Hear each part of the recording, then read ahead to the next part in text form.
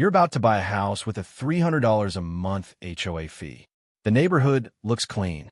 The rules seem reasonable. You figure it's like paying for lawn service you need anyway. My name is Dave, and I spend way too much time thinking about the hidden math behind neighborhood fees. This one's for anyone who's ever nodded along to it's only $300 a month without running the actual numbers over time. If you find this useful, there's a good chance you'll appreciate the other breakdowns we do here. Here's what most buyers see. The HOA covers landscaping, a pool, maybe some lighting. It feels like a service package. And honestly, compared to a $2,500 mortgage payment, $300 doesn't sound scary. It's presented as maintenance you're outsourcing, which sounds responsible. You're thinking like a homeowner who wants to protect their investment. The real estate agent shows you the amenities. The neighbors seem happy. Everything feels legitimate. But let's actually do the math on what you're signing up for. $300 a month is $3,600 a year. Over a typical 30-year mortgage, that's $108,000.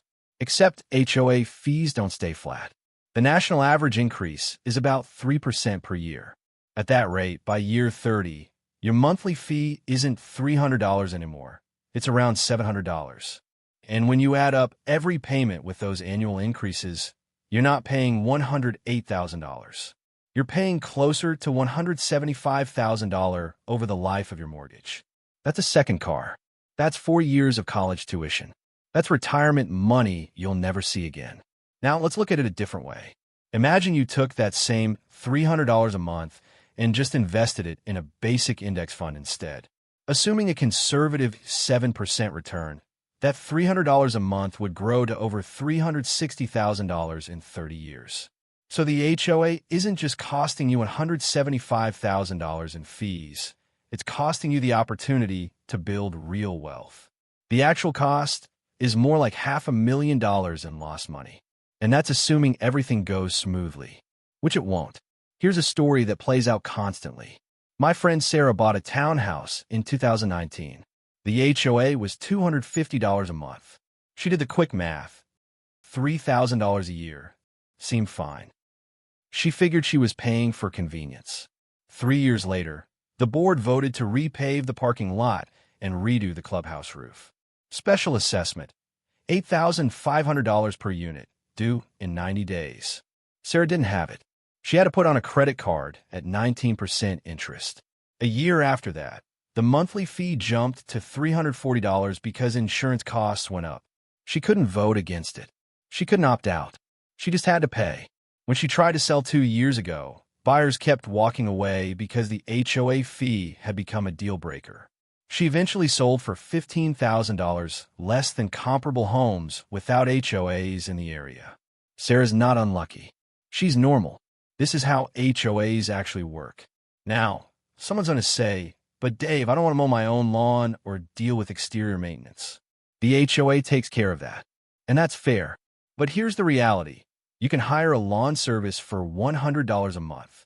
You can budget $200 a month for home maintenance and actually keep that money when you don't need it. With an HOA, you're paying whether they do anything or not. And when something big breaks, you're often paying twice. Once through your fees, and again through a special assessment, because the reserve fund wasn't managed well. You're also assuming the HOA will spend your money wisely. But HOA boards are usually volunteers with no financial training, making decisions about hundreds of thousands of dollars. Sometimes they're great. Sometimes they decide to install decorative fountains while the roof is leaking. The pattern here is simple. You're trading control for convenience, but you're not actually getting convenience. You're getting mandatory spending that increases on someone else's schedule. An HOA is a permanent subscription you can't cancel, attached to the biggest purchase of your life.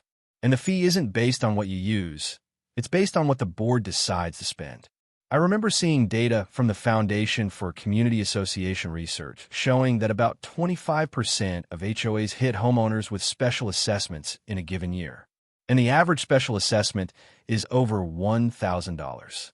So on top of your rising monthly fees, there's a 1 in 4 chance every year that you'll get a surprise bill you didn't budget for. Think of it like this. Buying into an HOA is like signing up for a meal subscription service where the price goes up every year. You can't cancel even if you hate the food, The menu is chosen by your neighbors in a vote you'll probably lose. And once a year, they might charge you extra because the delivery truck needs new tires.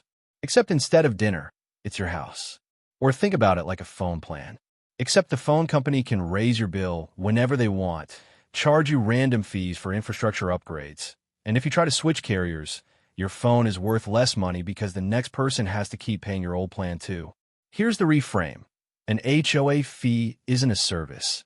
It's a silent partner in your home equity. It doesn't just take your cash flow. It limits your control, reduces your buyer pool when you sell, and creates financial risk you can't predict. The psychology behind why people accept this is actually interesting. When you're buying a house, you're already overwhelmed. You're thinking about down payments, inspections, mortgage rates, moving costs. The HOA fee feels like a small detail. Your brain categorizes it with utilities, just another bill. But utilities are based on what you use. HOA fees are based on what other people decide to spend. There's also this weird comfort in shared responsibility. It feels safer to have a board handling things. You don't have to think about when to repaint or who to call when the fence breaks. But that comfort has a price tag that compounds for decades. So what do you actually do with this? Ask yourself these questions. Can I afford this fee if it doubles in 15 years? What happens to my budget if I get hit with a $10,000 special assessment? Am I okay giving up control over what gets fixed and when? Could I handle this maintenance myself for less? And most importantly, how much wealth am I giving up by paying this fee instead of investing that money? Also ask, what are the HOA's reserve funds? How often have fees increased in the past 5 years? How many special assessments have happened? What's the turnover rate in the neighborhood? If people are constantly selling, that's usually a red flag. The HOA trap works because the fee seems small next to the mortgage. But small recurring costs, compounded over decades, become massive. You're not buying convenience. You're buying a financial obligation that grows faster than your income and limits your options the entire time you own the property. Here's what makes it even worse. You can pay off a mortgage. After 30 years, that $2,500 payment disappears. The HOA fee never disappears. It just keeps going up. So when you're 65 and the house is paid off, you're still writing a check every month. Except now it's $700 or $900 or more. And you're on a fixed income. You don't have to avoid every HOA. Some are well run. Some provide genuine value. But you do have to count the real cost. And the real cost isn't the monthly number on the listing. It's what that number becomes over time, plus the control you lose, plus the opportunities you give up, plus the resale risk you're taking on. If this helped you see the numbers more clearly, it might help someone else who's about to sign on the dotted line without realizing what they're agreeing to. Worth passing along. And speaking of monthly payments that look small at first, but compound into something enormous. Have you ever wondered why student loans feel impossible to escape, even when you're making payments every month? That same trap of manageable monthly amounts hiding a much bigger math problem shows up there too, just with interest rates instead of HOA boards making the decisions for you.